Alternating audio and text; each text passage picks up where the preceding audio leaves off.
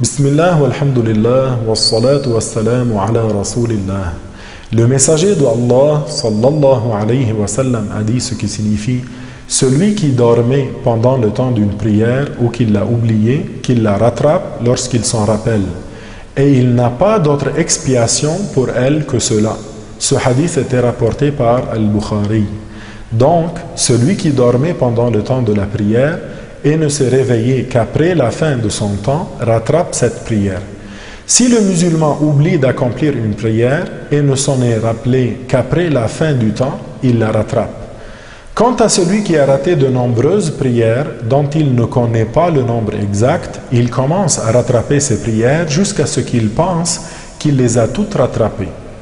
Le musulman qui a une foi complète ne néglige pas le rattrapage des prières qui sont à sa charge. Il se dépêche de les rattraper et ne néglige pas le rattrapage pour se préoccuper des affaires d'argent, des enfants, du commerce ou de ce qui est du même genre. C'est une chose recommandée de rattraper les prières non accomplies dans l'ordre. Ainsi, il rattrape le subuh, puis le dhuhr et ainsi de suite.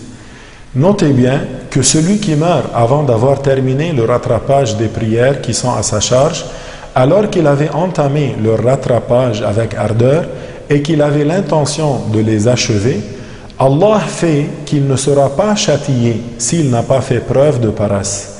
À savoir aussi que la femme n'accomplit pas la prière pendant ses périodes de menstrues ou de sang d'élochie et elle ne doit pas rattraper les prières qu'elle n'a pas accomplies au cours de la période du sang, des menstrues ou d'élochie.